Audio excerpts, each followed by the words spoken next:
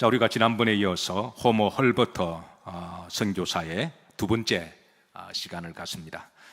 우리가 이제 앞으로 이분에 대해서 몇 번에 더 시간을 나누게 될 텐데요.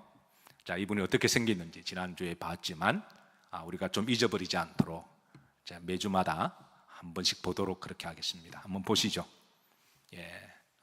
일단 느낌이 어떠신가요? 잘생겼죠? 그리고 또 젠틀하게 보이시고 그 시대의 인재고 수재였습니다. 대단한 사람입니다. 하나님이 사랑하는 이 사람을 조선에 보내주셨습니다. 자, 우리는 지난번에 이제 그가 어떤 여정을 살아왔는지 간략하게 좀 살폈는데요. 워낙 이분에 대한 자료가 흩어져서 숨어 있고 또 감춰져 있고 방대하고 사료를 발굴하기가 쉽지 않아서, 그래서 이렇게 자료를 모아다 보니까 이렇게 자료가 너무 방대해졌습니다. 어떻게 이분을 좀 간략하면서도 쉽게 소개할 수가 있을까 기도하다가 나름대로 이제 제목별로 몇 가지로 좀 정리했습니다. 자, 이분에 대해서 첫 번째입니다. 교육가로서 호모 헐버터를 먼저 좀 살펴보도록 합니다. 1887년에 그가 조선에 들어왔을 때에 그의 공식 직함은 교육자 선생이었습니다. 그가 실제로 가르쳤던 학교가 여러분 아시겠지만 고종이 세운 학교인데요. 따라서 아시죠? 6영 공원. 여기 이제 6영 공원은 우리가 생각하는 그런 파크가 아니라 이제 학교라고 하는 뜻을 가지고 있는데요. 자, 고종에게는 한 가지 소망이 있었습니다. 조선에 여러 나라들이 대사들이 들어오고 또 주재원들이 들어오면서 특별히 미국의 대사들, 선교사들, 주재원들을 보면서 한 가지 깨달은 것은 참 똑똑하다라는 거였어요. 그 당시만 하더라도 음울한 개구리여서 조선의 그런 관리들이나 자기가 제일 똑똑하다고 생각했는데, 문호가 개방되면서 그것도 억지로 연 개방이긴 하지만 들어온 네덜란드 선교사라든가 프랑스나 영국이나 미국의 그런 선교사들과 주재원들을 보면서 참 해박한 지식 가지고 있고 탁월한 인재들이 대화를 나눌 때마다 이제 전 세계를 판을 깔아놓고 대화를 하는데 깜짝깜짝 놀랍니다. 음물한 개구리였구나. 그래서 고종의 마음속에는 우리 조선도 인재를 길러낼 수 있는 학교를 세우는 것이 백년지 대계의 희망이고 소망임을 그렇게 절실하게 깨닫습니다. 그래서 고종은 민영익을 비롯한 10명을 미국의 보빙사의 명목으로 사절단을 보내는데, 그런 명목입니다. 보빙사라고 하는 것은 이제 나라끼리 서로 이제 국교를 서로 수립하게 되면 서로 대사를 보내기도 하고 사절단을 보내기도 하잖아요. 그럼 그 당시 국제적인 예우가 그 나라에서 이제 사절단을 보내면, 대사를 보내면 답례로 여기에서도 사절단을 보내는 게 그게 이제 예우인데, 그런 명목으로 그 명목이 바로 보빙사라고 그러죠. 그러니까 답례로 사절단을 보내는 게 이제 예우인데, 근데 이거는 이제 명분이었습니다. 고종이 미국이 어떤 나라인지 한번 가서 한번 탐사를 해보라는 거예요. 정말 그 나라가 앞서간 나라고 말한 대로 대단한 나라인지, 정말 세계 제일 가는 나라인지. 그래서 명목은 미국을 사찰하러 보냈는데요. 그래서 특별히 인재를 양성하는 학교가 어떠한지, 왜 이제 조선에 들어온 선교사들을 통하여 이제 학교 소개도 받고 어느 학교에서 왔다라고 하는 그런 이야기를 받으면서, 그래서 학교가 어떠한지 좀 세세하게 살펴보고, 그리고 필요하면 미 정부나 또 여러 관계들에게 도움을 요청하라고 사실은 이렇게 보내게 됩니다. 자, 다음 자료사진 한번 보도록 하시죠. 당시에 1883년에 고종이 미국으로 보낸 보빙사의 일행들인데요. 그 가운데 여기 이제 왼쪽에 가운데 있는 사람이 누굴까요? 여러분들이 잘 아시는 민비의 친척 조카발이 되는 바로 민영익이라고 하는 사람입니다. 여러분 잘 아시죠? 그 옆에 있는 사람이 바로 이제 통역사로 함께 따라가게 되고요. 자, 이렇게 해서 사절단을 10명을 보냅니다. 자, 이들은 일본의 요코하마 항구에서 미국의 서부 샌프란시스코 항구를 도착하게 되는데요. 자, 이들이 이제 이 서부를 대충 한번 좀 둘러보고, 그리고 나서 이제 미국 대통령을 만나기 위해서 워싱턴행으로 열차를 타고 갑니다. 그때 우리나라 소달구지 타고 다닐 때, 그때 이름 우리나라 소달구지 타고 다닐 때 미국은 대륙을 관통하는 열차가 있었던 거예요. 그래서 일단 열차 안에서도 굉장히 놀랍니다. 그 당시 우리나라 뭐 타고 다녔다고요? 소달구지 타고 다닐 때 이 나라는 전기기관차를 통해 대륙을 관통하는.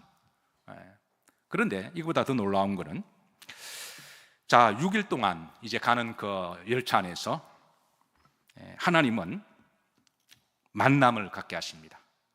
어떤 만남이냐면 제가 제일 좋아하는 제 목회 여정 가운데 목회 철학 중에 하나가 있기도 한데요. 하나님은 만남을 통해서 뭐 하게 하신다? 축복하신다. 우연을 통한 필연의 만남으로 축복의 만남을 갖게 하세요. 이 만남이 우연으로 시작되었지만 나중에 엄청난 하나님의 역사를 하게 되는데요. 그래서 우리가 만남을 이야기할 때 항상 세 가지 만남이 있겠죠. 첫 번째, 만나고 nothing, 아무 일도 일어나지 않는 그런 만남도 있을 테고, 어떤 만나면 악연이 되기도 합니다. 근데 어떤 만남은 정말 축복의 만남이 되게 하는데요. 그래서 문제는 하나님이 누구를 만나게 하시든 그 만남을 악연으로 만들 거냐, 아니면 그냥 nothing happening, 아무것도 없는 그 만남을 그냥 끝내버릴 거냐, 수없이 만나는 사람들 가운데. 그러나 그 우연을 통한 만남을 통하여 하나님이 보내주신 축복의 만남이라면, 저는 이런 만남의 복이 우리 영일 성도들에게 있으시길 주의 이름으로 축복합니다. 하나님은 대부분 만남을 통해 축복하시거든요. 엄청난 이 만남이 일어나는데, 바로 그 기차 안에서 존 가우츠 박사를 만나게 됩니다. 한번 이분 어떻게 생긴지 한번 보시죠. 어떻게 잘생겼습니까? 못생겼습니까? 아주 젠틀하고 지성적으로 보이고 아주 이렇게 멋있어 보이죠. 그러니까 잘생겼다라는 개념보다도 상당히 매력적으로 그렇게 보입니다. 이 존 가우츠 박사는 당시 이제 볼티모어에 있는 러블리 레인 감리교회 담임 목사님이셨는데요. 자, 한번 자료 한번 보실까요? 자, 볼티모어에 있는 러블리 레인 UMC 교회입니다.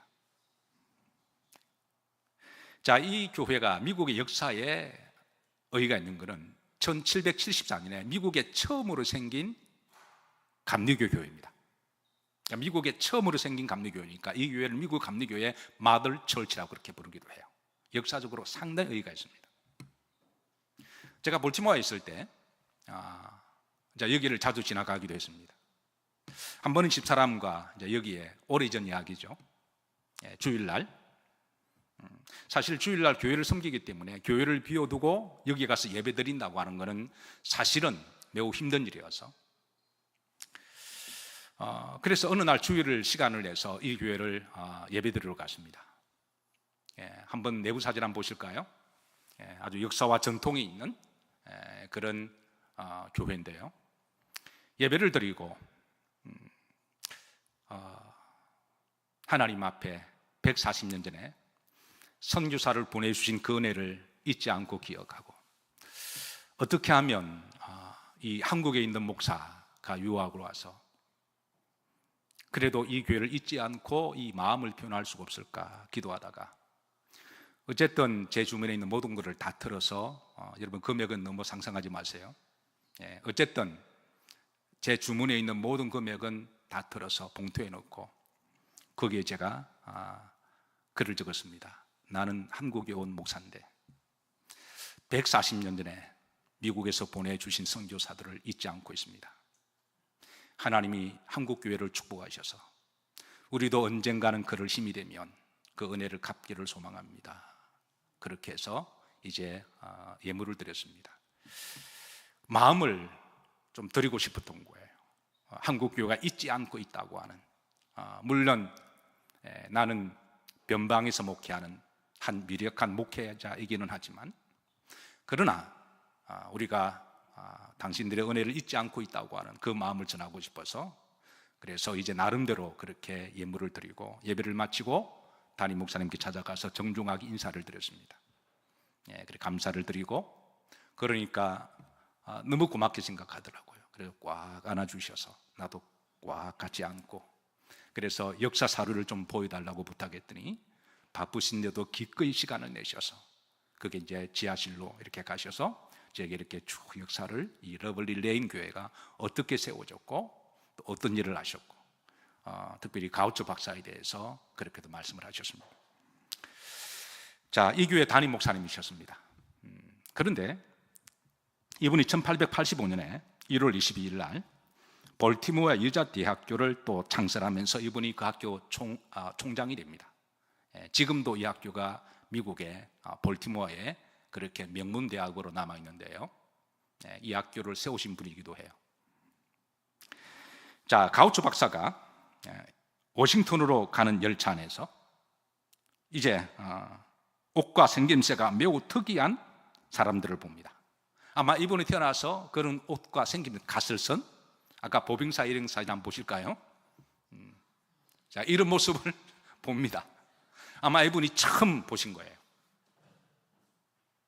이분이 열차 안에서 기도를 하시는데 하나님이 이를 만나게 하신 게 아닌가, 우연을 통하여 하나님이 만나게 하신 사람들이 아닌가, 그렇게 생각하고 이분이 먼저 다가갑니다. 따라서 하신다. 먼저 다가가십시다.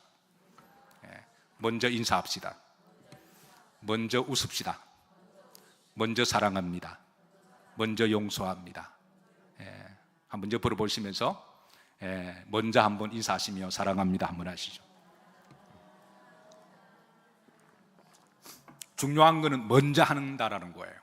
별거 아닌 것 같지만 그 먼저 한 말 한마디가 때로는 물꼬를 확 띄워줄 수도 있잖아요. 아쉬울 게 뭐가 있는 사람입니까, 이 사람이? 그런데 하나님의 감동하심으로 동양에서 온 갓쓰고 생긴 것도 아주 동양적으로 생긴 사람들, 여기에서 영어를 할 줄 아는 사람 아무도 없었어요. 통역사 외에는. 여러분, 한국 사람들이 가만히 있으면 표정이 좀 밝아 보입니까? 아니면 어두워 보이나요? 여러분들이 가끔 저를 보시면 제 표정이 평소에 밝은가요? 아니면 좀 어두운가요? 제가 강단에 여러분을 볼 때마다 제가 많이 노력합니다. 다 좋은 마음으로 앉아 계실 터인데 다 화난 것 같으세요. 본인은 진지하다고 생각하는데 앞에 볼 때는 뭔가 잔뜩 불만이 있어서 안 좋은 일이 있는 것처럼 보이죠. 분명히 그러실 분들이 인격이나 그분의 마음은 그런 것 아니거든요. 제가 아는데. 그래서 제가 앉았을 때마다 매우 긴장이 됩니다. 앞으로 저를 너무 긴장하게 만들지 마시기를 주의 이름으로 정중히 부탁합니다. 그건 저도 노력하도록 할게요. 저도 그런 게 아닌데 우리 딸아이가 가끔 아빠 화나서 전현이 나보고 가끔 아빠 화나서 그래요.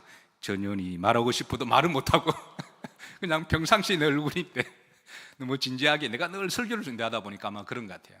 24시간 늘 말씀을 연구하고 자료를 연구하다 보니까 나도 모르게 너무 진지하다 보니까 우리 아이들이 볼 때는 내가 좀 화난 것처럼 보여서 그래서 내가 노력하기는 하려고 하는데 앞으로 여러분 앞으로 그런 모습 볼 때마다 이해해 주시기를 주의 이름으로 머리 숙여 부탁드립니다. 아멘인가요? 다음부터 뭐 표정이 이상하니 그런 말 하지 마세요. 어쨌든 중요한 가우처 박사가 먼저 다가가요. 다가가서 다행히 그 이제 통역관이 있어서 그 기차가 며칠 동안 워싱턴 간다고요? 6일 동안. 6일 동안 가운데 이 바쁘신 양반이 3일 동안 이들과 함께 이야기합니다. 아마 처음에는 인사 정도, 세이 헬로 정도 하고 그렇게 하려고 했겠죠. 근데 대화를 나누다 보니까 통역관을 통해서 함께 웃기도 하고 이들과 보행사들과 함께 울기도 하고 함께 감동을 받기도 하고 함께 기도하기도 하고 대화 나누다가 기도합시다. 기도하고 3일 동안 이들과 함께 시간을 보냅니다. 이것도 여러분 대단한 배려일이라고 저는 그렇게 믿습니다. 여러분 같으면 그렇게 하시겠어요? 조금 인사하고 조용하게 그냥 책 보고 좀 자기도 하고 그렇게 하지 않겠어요? 3일 동안 이들과 밤새도록 이야기를 해요. 특별히 민영의 이 대표 사절단이니까 대화를 나누면서 가주 박사가 내가 조선을 위해서, 그러니까 조선 상황을 다 들은 거죠. 일제의 그런 야욕, 청나라의 그 식민지, 그때 이름 군신관계였어요. 우리하고 청나라는 군신관계였어요. 아시죠? 모르셨나요? 우리나라 병자호란으로 말미암아 그때 청나라 우리는 군과 신의 관계였습니다. 식민지 관계였어요. 그리고 이제 일본이 앞으로 야욕, 그리고 러시아하고, 그리고 조선의 그 능력, 해마다 콜레라가 돌고 장티푸스가 돌고 조정은 능력이 없고 앞길이 막막했던, 그래서 누구보다도 개화를 빨리 선진국에 우리가 문을 열어서 좀 배우기를 그렇게 애를 썼다가 그게 일어난 혁명이 갑신정변이잖아요. 그것도 그냥 3일 만에 정변은 다 그냥 일본 말로 하면 나가리가 되고, 다 거기에 연루된 사람은 다 감옥 가고 죽고. 그래서 이 조선도 빨리 교화가 되고 이렇게 부흥하는 국가가 되고 백성들이 더 이상 굶어 죽지 않는. 가우초 박사가 민영익의 이야기를 듣고 내가 조선을 위해서 무엇을 해주기를 바라고 내가 어떤 기도를 해주기를 바라느냐라고 묻습니다. 이때 민영익은 가우초 박사에게 다음과 같이 말을 합니다. 자, 먼저 파란색 글입니다. 한번 다 같이, 자, 우리가 민영익이라 생각하고 한번 기도하면서 읽으시죠. 시작.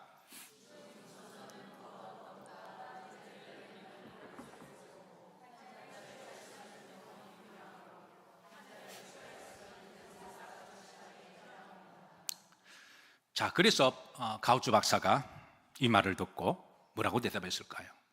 거기 이제 다음에 그게 기록이 나와 있습니다. 다 같이 합독합니다. 내가 할 수 있는 힘, 최선을 다해서 기도하고 돕도록 하겠습니다.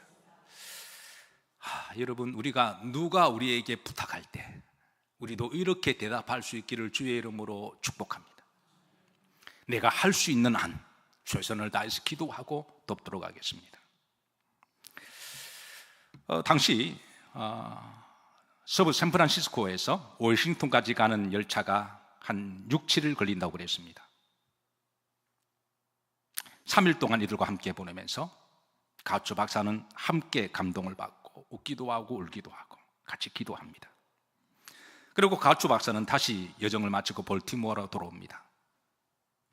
즉시 감리교 감독 와일리 감독에게 편지를 보냅니다. 그간 내가 열차 안에서 이런 분들을 만났는데, 우선 자신과 아내 이름으로 2,000불을 감독에게 보냅니다. 급한 대로 이 2,000불을 조선에 속히 보내주셔서 선교 헌금으로 사용할 수 있도록 그렇게 요청을 합니다. 이렇게 해서 UMC 감리교 본부에서는 존 가우초 박사 가정에서 헌금한 2,000불을 조선에 보내게 되는데요. 여러분, 지금도 우리가 1,000불 그러면 많나요, 적나요? 1,000불이 얼마 되는지 모르시나요?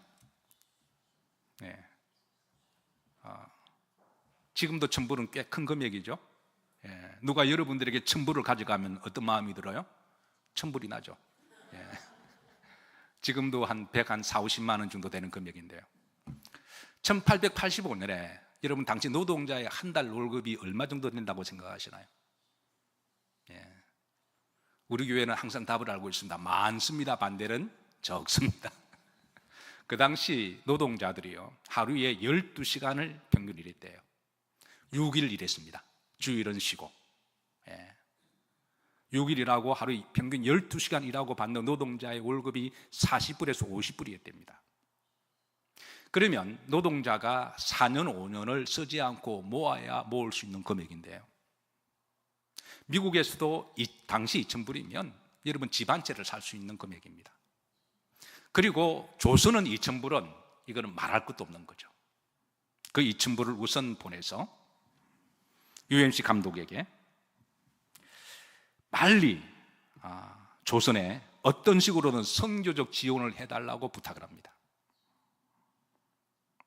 그리고 그는 얼마 있다가 다시 3,000불을 더 모아서 본부로 보내서 조선으로 선교 헌금을 보내게 돼요. 감독은 이 존 가우초 박사의 연락을 받고 일본에 있는 선교사 로버트 새뮤얼 맥클레이 선교사에게 바로 연락을 합니다. 한번 보시죠.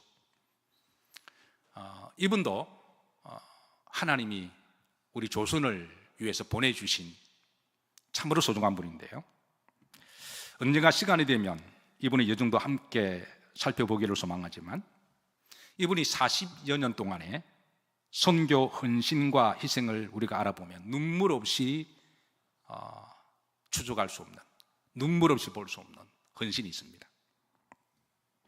이분은 한편의 드라마와 같이 이분도 놀라운 하나님을 위해 쓰임받았는데요, 그가 이제 UMC의 감독의 이제 요청을 받고 일본에 선교하시다가 조선으로 들어오게 됩니다. 그가 조선에 들어와서 제일 먼저 만난 사람이 민영익을 만납니다. 왜? 가우초 박사가 이제 열차 안에서 민영익을 만났기 때문에 그 민영익을 만나고 민영익과 함께 고종을 찾아갑니다. 그래서 고종에게 왕께서 인재를 필요하는 그런 학교와 그리고 많은 환자들을 치유할 수 있는 의사들, 또 그런 치유할 수 있는 걸 요청하셨으니 이렇게 하려면 먼저 선교의 문을 열어주셔야 됩니다. 선교의 문을 열어주셔야 미국에서도 감리교회에서, 정부에서도 이제 교사도 보내기도 하고 선교사를 보내기도 합니다. 이렇게 해서 조선의 구한 말에 선교의 문이 이때에 열리게 됩니다. 그러면서 공식적으로 이제 교육과 병원을 조선에 들어올 수 있도록 이제 문이 활짝 열리게 됩니다. 물론 약간의 고종이 제한을 걸기는 했어요. 와서 전도는 못한다, 이런 조건이기는 하지만 그래도 목회자들도 선교사 이름으로, 교육자 이름으로, 또 의사들도 이렇게 들어올 수 있는 문이 그때 활짝 열리는 이 일을 한 사람이 누구라고요? 맥클레이 선교사님이 이 일을 공식적으로 제기를 했습니다. 그리고 이 맥클레이 목사님이 이제 UMC에 계속 낙킹하고 연락을 해서 이때 그 다음 1885년에 우리나라에 들어왔던 최초의 감리교 선교사가 누구라고요? 아펜젤르 목사님이 이 사건으로 말미암아 공식적으로 조선에 들어오게 되고요, 그리고 장로교 목사님인 첫 번째 장로교 목사님 누구요? 언더도 목사님 들어오고, 그리고 우리나라에 들어오셨던 또 이제 의사 중에 스크랜턴 박사가 이 일로 말미암아 또 들어오게 됩니다. 그러니까 실로 민영익과 가우초 박사의 워싱턴 열차 안에서 만남은 우연의 만남이겠지만 하나님이 이 만남을 통해서 필전의 축복의 만남으로 이어가게 하셨다는 거예요. 이 가우초 박사의 기도와 노력과 헌신으로 미국 감리교회가 조선 선교를 처음으로 시작합니다. 러블리 레인 감리교회에서 처음으로 조선 선교를 시작하고 선교 헌금을 보내주고, 그리고 조선을 알리고 미국에, 그리고 많은 의사들을 조선에 갈 수 있도록 보내주어서, 그래서 이 가우초 박사를 조선 선교의 아버지라고 부르기도 합니다. 그러니까 미국 감리교회의 마더처치는 이제 러블리 레인 교회가 마더처치라면 조선의 선교사의 아버지의 교회가 이 러블리 레인 교회를 이제 그렇게 부르고 가우초 박사를 선교사의 아버지라고 부르는가 바로 여기에 기인을 합니다. 다시 보빙사의 민영익의 여정으로 돌아갑니다. 자, 미국 워싱턴에서 도착한 보빙사들은 당시 미국의 대통령을 찾아뵙고 절을 하는데요. 자, 이 모습이 당시의 자료 사진에 남아 있습니다. 미국의 프랭크라고 하는 일리스트레이터 뉴스페이퍼에서 사파를 치는, 아마 저들이 볼 때도 이게 아마 아주 이상한 그런 아주 이렇게 보기 이상한 그런 모습이었는지 이 신문이 대문짝만하게 그렇게 신문이 보도가 되는데요, 1883년 9월 23일자입니다. 당시 미국 대통령이었던 체스터 A. 아스는 이 세 사람의 사절단을 이제 맞이하게 되는 민영익, 홍영식, 석광범입니다. 그러고 나서 이들은, 대사관들은, 이 사절단은 대통령과 정가의, 미국 정가의 정치인들에게 한미 상호 조약에 따라서 필요한 도움과 지원을 해주기로 요청을 합니다. 그리고 이제 3개월 동안에 이들이 미국을 둘러보게 되는데요. 특별히 고종이 민영익에게 차절단에게 미국으로 보낼 때에 조선도 미국처럼 인재를 길러내는 학교를 알아보라고 부탁을 했는데, 그래서 이들이 여러 학교를 둘러봅니다. 호머 헐버트의 기록에 따르면 이들은 호머 헐버트가 졸업한 모교 다마커스 대학도 와서 둘러보았다고 그럽니다. 그러니까 미국의 유수한 대학들이 많이 있죠. 프린스턴 대학이라든가 바스톤 대학이라든가 이런 대학을 쭉 둘러보면서 이제 헐버트가 졸업한 유명한 아이비리그 대학인 다마커스 대학도 둘러보았다 그래요. 3개월 동안에 보병사들은 찬찬히 둘러보고 먼저 조선으로 돌아오는데요. 민영익에게는 고종이 6개월의 시간을 더 줬습니다. 미국만 아니라 지금 세계가 어떻게 돌아가는지, 그래서 프랑스도 가보고 그리고 독일도 가보고 전 세계를 한번 돌아다니면서 좋은 말로 하면 이렇게 이제 한번 사찰이고 나쁘게 말하면 정탐을 보낸 거죠.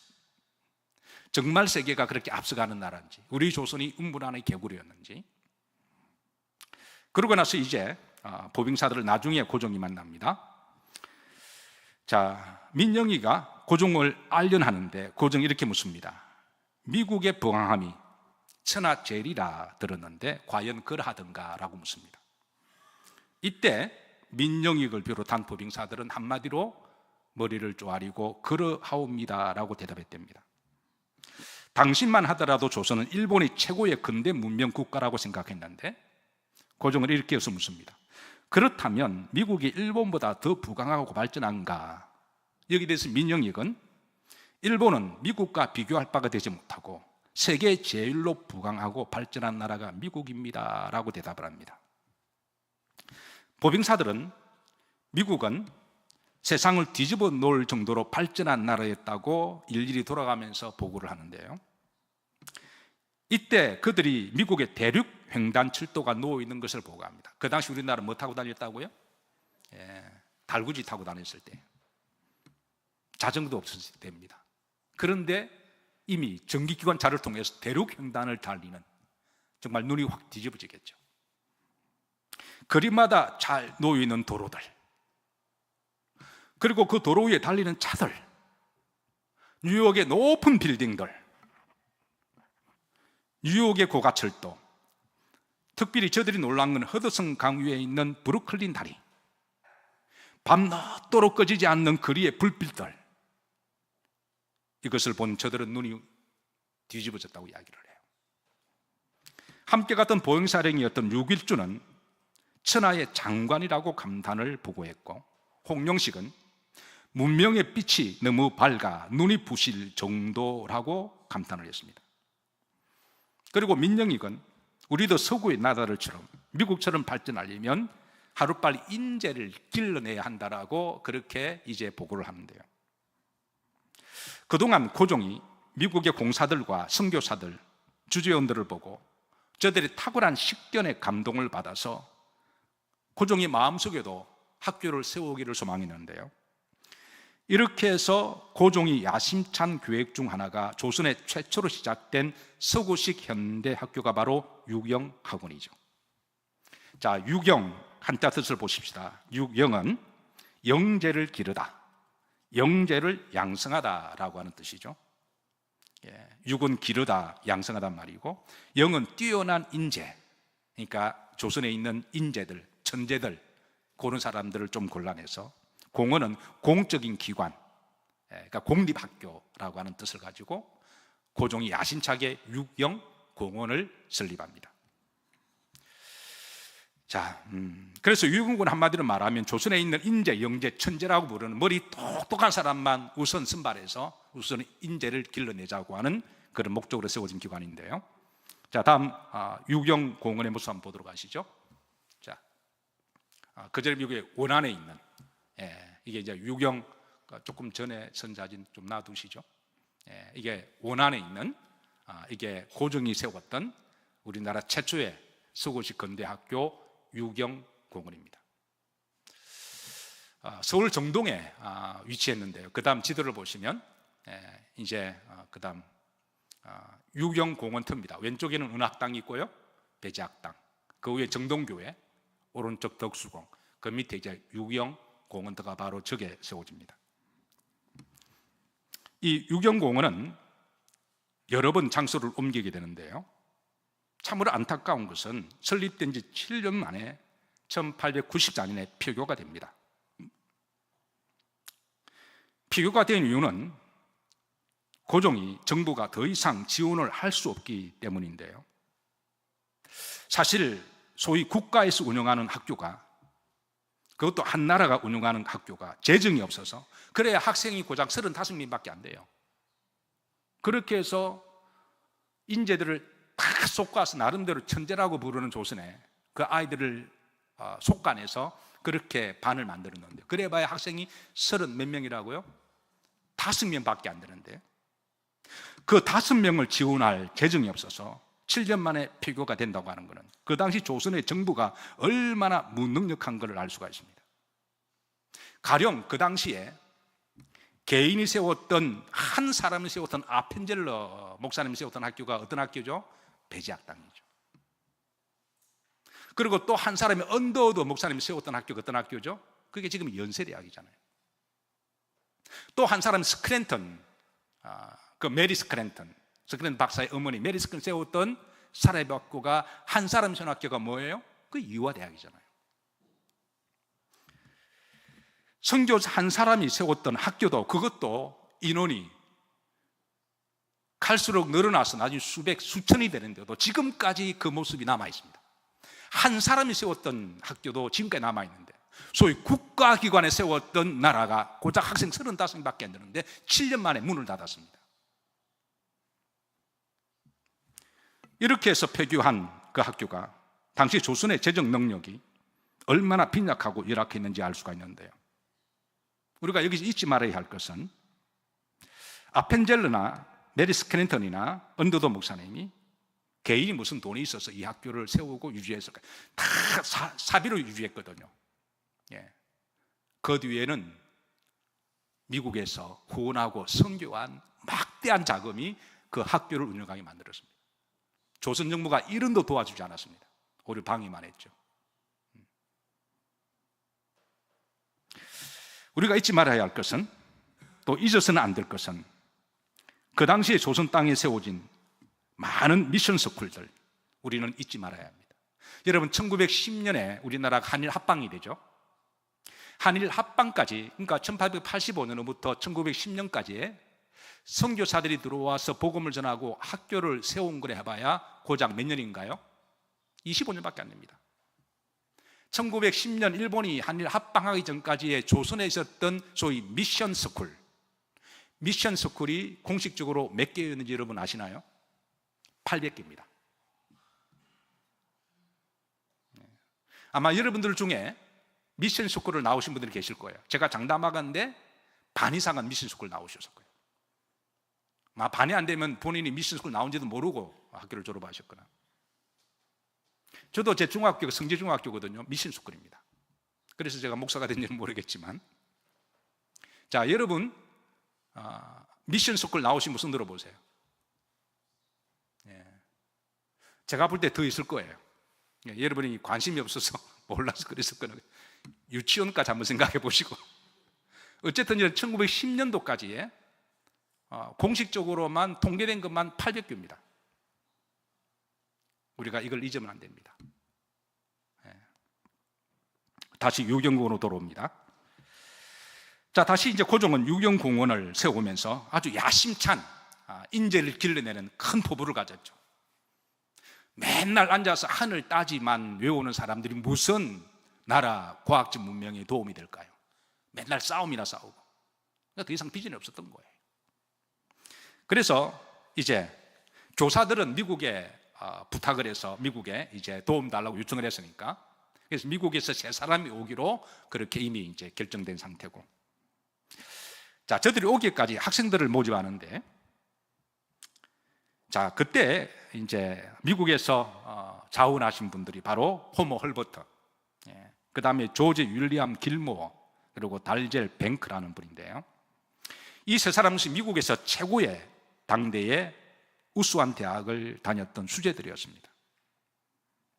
호머 헐버트는 명문대학 다트마스 대학을 졸업하고 박사과정이었고 당시 학교에서 천재라는 소리를 들었고요. 7개 국어를 능숙하게 할 정도였으니까. 조지 윌리엄 길모어는 미국의 그 유명한 프리스턴 대학을 출신했습니다. 달젤 벙크는 명문대학 오하이오주 오벌린 대학을 졸업하고 뉴욕의 당시 유명한 유니온 신학교를 졸업했습니다. 어쨌든 이 세 사람이 고종의 요청을 받고 조선에 첫 발을 내딘 지가 1887년 7월이었습니다. 그리고 이제 유교경 공원에서 가르치기 시작하는데요. 고종은 어떻게 학생들을 선발하냐면 크게 두 반으로 나눕니다. 관리반과 양반반.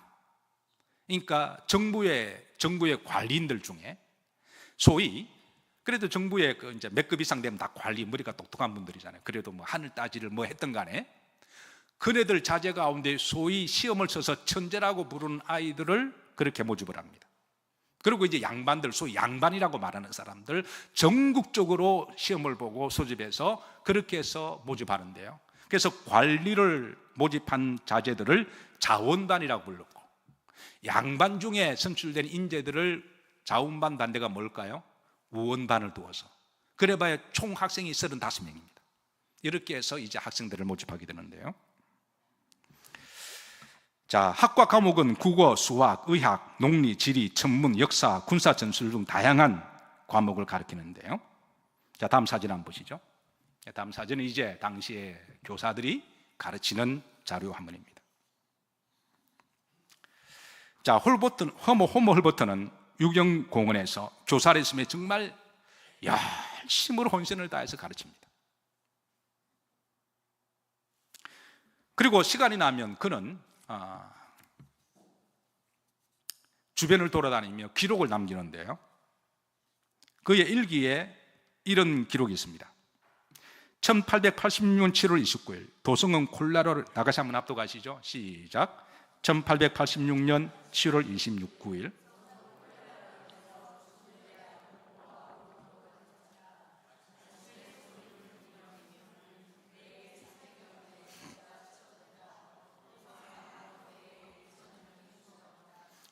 제가 타자를 치다 보면 실수할 때가 있는데 이게 이제 소의문이 뭐 하면 열리면입니다. 열리면입니다. 열리면 여러분 매일 300구의 시체가 치워졌다는 것을 보고 기록을 합니다. 그 당시에는 콜레라나 전염병이 많이 돌았던 거죠. 1880년 9월 초에 고종으로부터 탄신일 축하 선물을 받았는데요. 여기도 그 일기를 다 이렇게 기록하고 있습니다. 한번 여러분이 선물을 받았다 생각하고 자, 기쁜 마음으로 읽습니다. 나는 고종으로부터 탄신 축하 선물을 받았다. 그 선물에는 30파운드의 소고기, 생선 6마리, 사과 100개, 배 100개, 닭 6마리, 달걀 200알이었다. 나는 이 선물을 주변의 사람들과 나누어 먹었는데 특별히 평소에 소고기를 거의 먹지 못하는 하인들에게 소고기를 다 나누어 주어 실컷 먹게 했다. 그의 일기 중에 기록된 내용입니다. 자, 그러고 나서 이제 2년이 지났을 때쯤 돼서 1888년에 헐버트는 방학을 맞이하여 미국으로 귀국합니다. 귀국하는 목적은 미국에 2년 전에 떠나올 때 남겨두었던 누가 있다 그랬죠? 지난주에 제가 이건 숙제라고 말씀드렸잖아요. 약혼녀를 남겨두어서 그녀와 결혼하기 위해서 미국으로 떠납니다. 그가 미국을 떠난 지 1880년 5월이었으니까 그 2년의 세월이 흘렀습니다. 그녀 이름은 메이 비 한나라고 하는 여성인데요. 헐버트보다 3살 아래에 있는 여인이었습니다. 당시 뉴욕의 사범대학을 졸업하고 교사로 가르칠 때인데요. 자, 여러분, 당시만 하더라도 1885년 당시에 미국에서도 대학을 졸업하는 사람이 얼마나 되었을까요? 1880년대 미국 인구의 수가 5천만 명이었습니다. 그러니까 지금 우리나라가 5천만이 좀 넘어가죠. 그러니까 1880년대 미국 공식 정부의 통계가 인구가 얼마라고요? 5천만 명입니다. 그 당시 대학 졸업자의 수가 15,000에서 2만 명입니다. 그러니까 5천만 명에서 대학 졸업자가 15,000에서 2만 명입니다. 놀라지 말라 그러니까 진짜 안 놀라네요. 그러니까 5천만 명 가운데 많이 잡아도 2만 명을 졸업자라고 본다면, 그러면 이것을 비율로 나누면 비율이 몇 퍼센트가 될까요? 따라서 하십니다. 적습니다. 0.03%입니다. 이거를 조금 더 우리가 직관적으로 계산하면 미국에 2,500명당 1명이 대학 졸업자였습니다. 안 놀라네요? 그러니까 그 당시 지금 대학 졸업자 다 인재라는 말이에요. 그러니까 2,500명당 1명이 대학을 졸업했으니까 당시에 대학을 졸업하는 사람은 그 시대에 그러니까 인재들이었습니다. 그 대학들 중에 최고의 명문 대학을 졸업한 호머 헐버트나 길모어와 같은 사람, 이런 사람은 거의 수재들이었습니다. 우리가 잊지 말아야 할 것은 140년 전에 조선에 온 선교사들이 할 일이 없어서 온 사람들이 아닙니다. 머리가 나빠서 오갈 데 없으니까 실패하고 그런 사람들이 아닙니다. 흔히 어떤 사람들은 안 되면 목사나 하지 그러는데 그 정도 질 떨어지지 않았습니다. 그 당시에 최고의 머리 좋은 사람들이 당신의 목회자들이었습니다. 하나님이 이렇게 머리 좋은 사람들을 하나님 우리 조선에 보내주셨다라는 거예요. 그분들의 헌신도 우리가 잊지 말아야 하겠지만 하나님이 조선을 얼마나 사랑하는지, 어떻게 이런 사람들만 싹싹 솎아서 조선에 보내주셨는지 우리는 그들의 헌신을 결코 가볍게 여기서는 안 됩니다. 어쨌든 헐버트의 약혼자인 한나라는 여자도 미국 당시 대학을 졸업한 2,500명당 1명이 인재였으니까 사회적으로 안정된 직장과 존경을 받는 그 커뮤니티에 그래도 존경을 받는 지도자 중에 한 사람이었습니다. 그런데 2년 후에 약혼자 헐버트가 다시 찾아왔을 때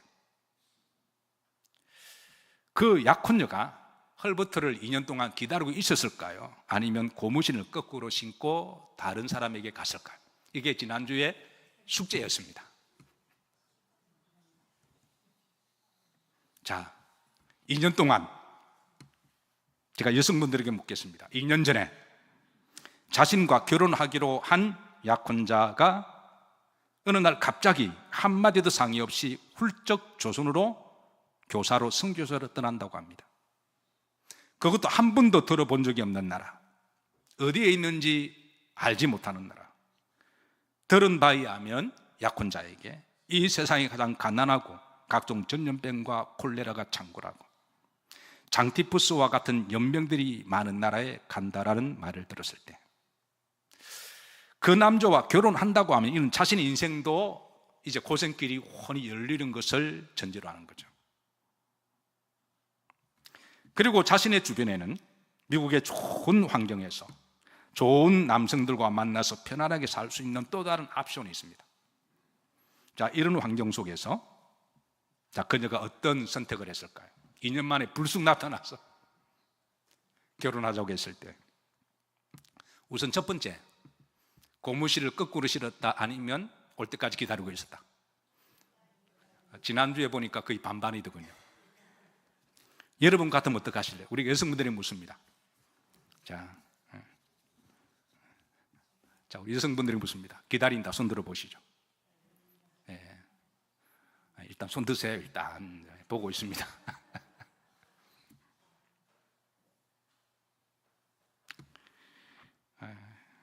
그들은 아직 기다리고 있었어요. 2년 만에 나타나서 사실 얼마든지 고무신을 거꾸로 신어 비난할 사람이 누가 있을까요? 오히려 명분이 되죠. 당신이 나를 버리고 가지 않았냐. 결국 그녀는 호머 헐버트와 결혼을 합니다. 다음 사진 한번 보시죠. 다음 자료 사진은요, 코리아 서울에 있을 때 지금 패밀리 픽처인데요, 동그라미 원안에 있는, 여러분 보시기 어떻게 생겼나요? 예, 아주 미인이죠. 아주 미인입니다. 그 시대의 지성인 중에 한 사람이고요.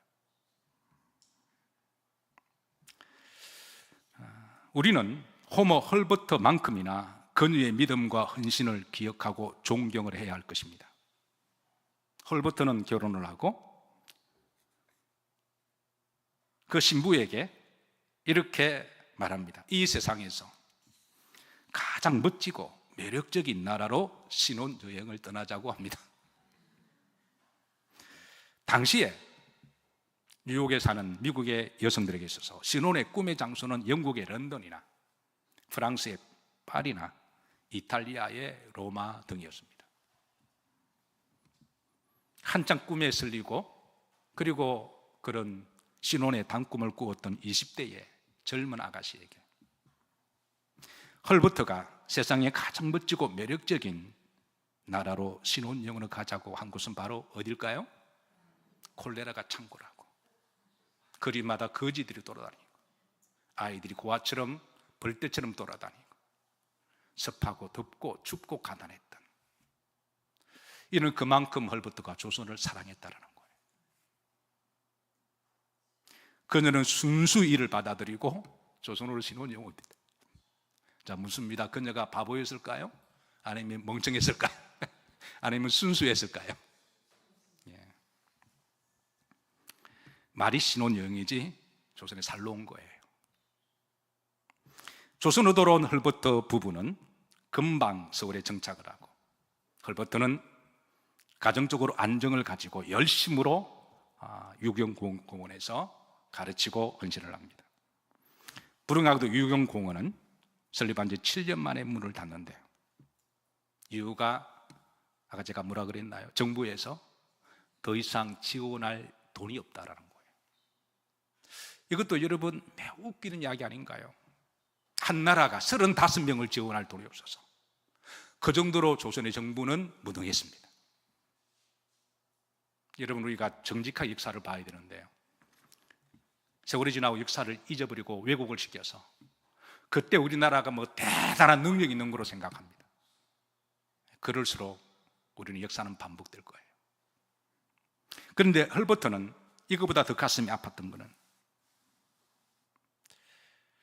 그동안 6, 7년 동안 애정을 가지고 혼신을 가르쳤던 그 아이들과 헤어진다는 것이었습니다. 그리고 더 가슴 아픈 거는요, 내로는 그 열악한 재정을 가지고 조선의 관리들이 반은 다 떼먹은 거예요. 그러니까 호모 헐버트를 분노하게 만든 것은 조선의 정부가 이렇게 무능력한 것인가? 조선의 관리는 이렇게 부패했는가? 이 35명도 유지하지 못하는 이런 나라를 위해서. 그런 더 이상 이제 가르치지 못하니까 공식 직함은 교육자 선생에서 타이틀은 사라진 겁니다.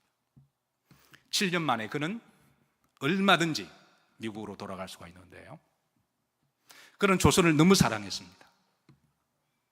그는 조선에 남아서 복음 전하는 게 하나님의 뜻으로 믿었고요. 그러나 그가 남아있을 명분이 없어서 공식적인 명분은 아웃되었으니까 그때 헐버트가 미국 장로교를 찾아가서 선교사로 파송해달라고 요청을 합니다. 그래서 선교사의 신분으로 조선에 남아있게 되는데요, 그래서 우리 이제 다음 주는 선교사로서의 헐버트를 우리가 추적하면서 함께 은혜를 나눌 것입니다.